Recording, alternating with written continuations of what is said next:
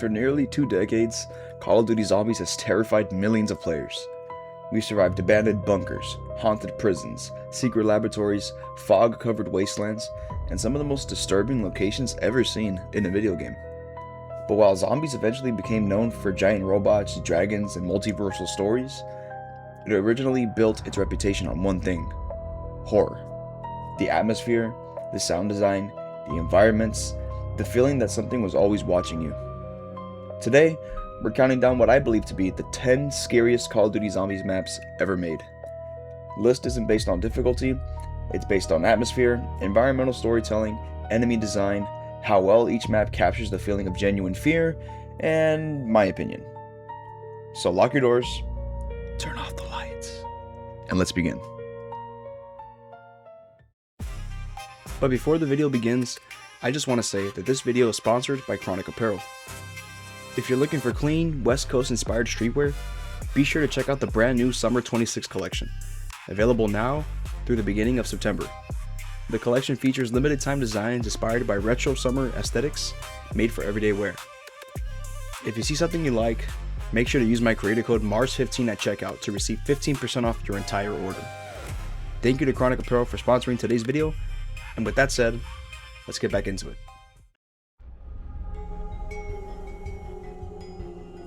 At first glance, Nuketown doesn't seem scary. It's one of the most iconic multiplayer maps ever created. Bright skies, suburban houses, white picket fences. It's familiar. But that's exactly why Zombies completely changed the experience. Instead of the bright, colorful neighborhood players had known for years, you're dropped into a Nuketown moments after the missiles launched during Moon.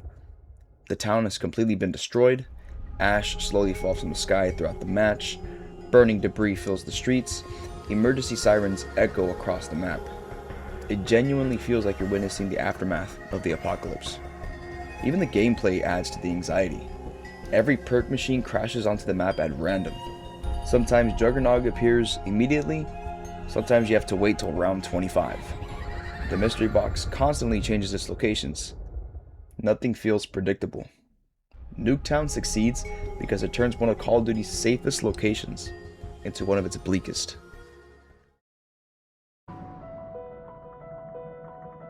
Few maps make players feel as vulnerable as TranZit. Nearly the entire map is covered by an endless wall of thick fog. If you step away from the bus, you're immediately alone. Visibility becomes almost non-existent. Every direction looks exactly the same. Then, you hear it.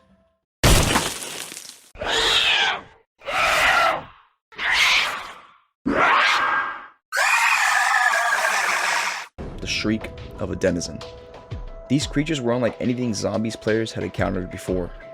They leap directly onto your head, blocking your vision while clawing at your face. Combined with the fog, players were constantly afraid to leave the safety of the bus, and if you missed it, you were forced to navigate miles of darkness completely on foot. TranZit isn't scary because of what you can see, it's scary because of everything that you can't see.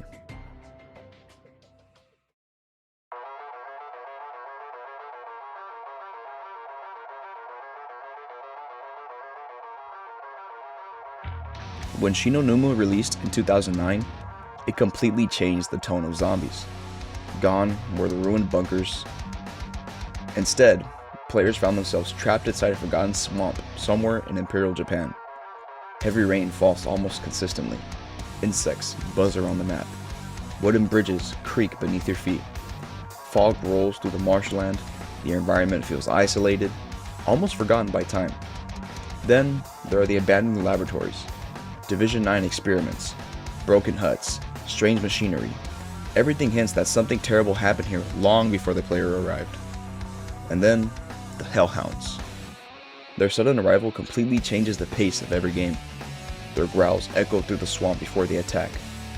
Shi No Numa perfectly combines nature, isolation, and supernatural horror.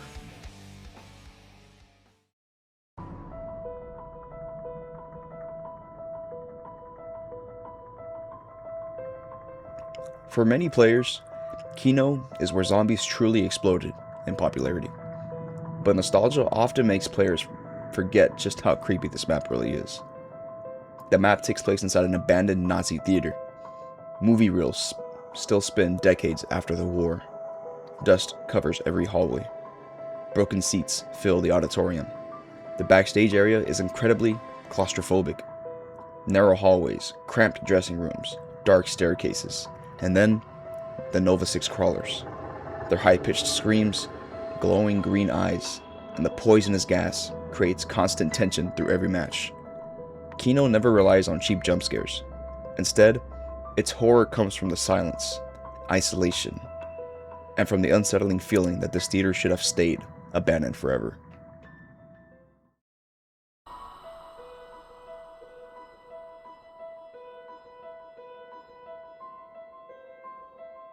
Black Ops 3 is often remembered for its colorful, fantasy-inspired maps, but Zetsubou No Shima took the series back to their horror roots. The map is set inside a hidden Division 9 research facility, deep within a remote Pacific island. Nature has completely reclaimed the laboratory. Roots burst through the walls, water leaks from every ceiling, spores float through the air, bodies hang inside giant spiderwebs, mutated plants cover almost every room. The bunker itself feels deceased, like it's alive, even outside. Players are constantly surrounded by giant spiders, venomous plants, and thick jungle vegetation. Everything about Zetsubou screams biological horror. Instead of feeling abandoned, the island feels infected.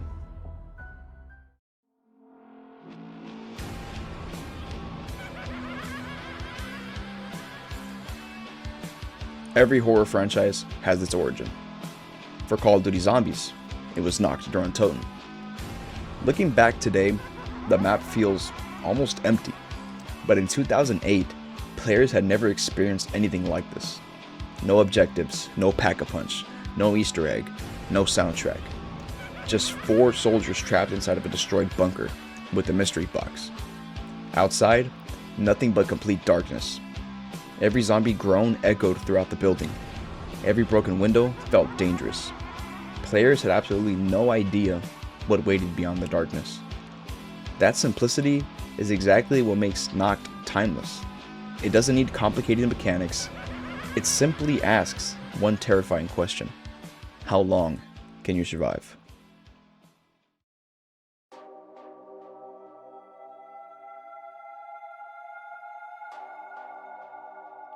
If there's one location that almost feels cursed, it's Alcatraz.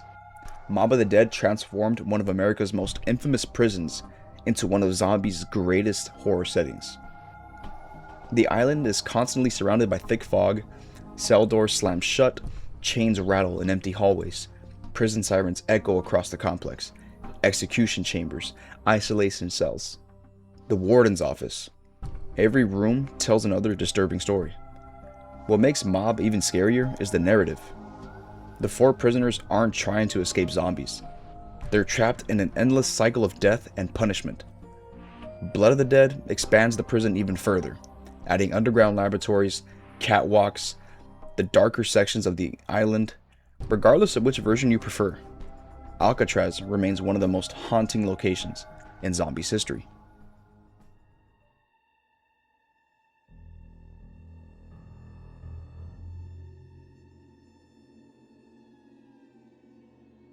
When players finished the Final Reich, most expected another transitional Zombies experience. Instead, Sledgehammer Games delivered one of the scariest maps the franchise has ever seen. The Darkest Shore takes place on a remote, Nazi-controlled island completely consumed by fog. Visibility is almost non-existent. Every path disappears into darkness. You'll constantly hear screams, heavy footsteps, and zombie growls coming from somewhere inside the mist. But the real nightmare is the Moikler. Towering creatures with glowing eyes and razor-sharp claws that suddenly emerge from the fog before sprinting directly towards the player. Even experienced zombie fans still remember the panic of seeing one of those for the first time. The island itself is equally disturbing.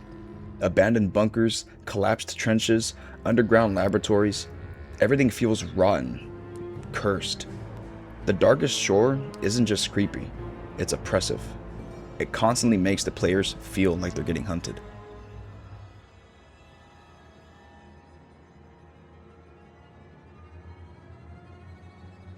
If the Darkest Shore perfected fear, the Final Reich introduced it. The opening moments are unforgettable. An abandoned German village, flickering streetlights, snow-covered roads, church bells echoing through all the empty streets.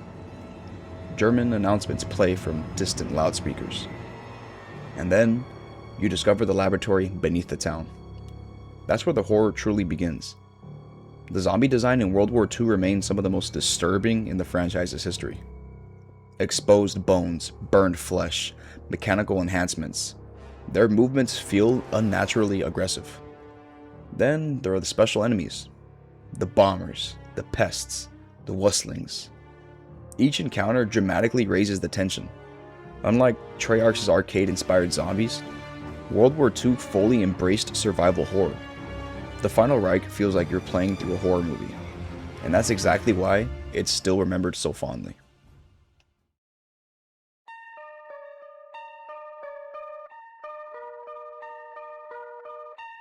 If one zombies map defines horror, it's Verruckt, an abandoned mental asylum. Even before the first zombie appears, the atmosphere is terrifying. Wheelchairs sit abandoned in blood-covered hallways. Hospital beds line empty patient rooms. Operating theaters remain frozen in time. Straitjackets lie scattered across the floor. And then, you turn on the power. The lights begin flickering. The asylum comes alive.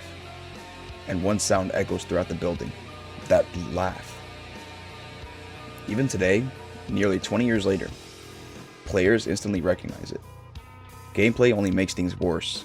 The hallways are incredibly tight. Training zombies is very difficult in that map. Every room feels claustrophobic. Every corner feels dangerous. Unlike many later maps, Verruckt never gives players a chance to relax. It's relentless from the beginning to the end. The combination of terrifying visuals, masterful sound design, oppressive gameplay, and one of the greatest horror atmospheres in gaming history. Verruckt is not just the scariest zombie map, but it's one of the scariest horror experiences Call of Duty, and maybe every game in time, has ever created. And that caps it off. That's my list for the scariest Call of Duty Zombies maps ever made. Now I want to hear from you. What do you think is the scariest Call of Duty Zombies map ever made? Did I leave one off the list that deserved a spot? Or did I put one on the list that didn't need to be here at all? Let me know down in the comments below. If you enjoyed the video, don't forget to leave a like, subscribe for more Call of Duty content every week, and I'll see you all in the next one. Peace.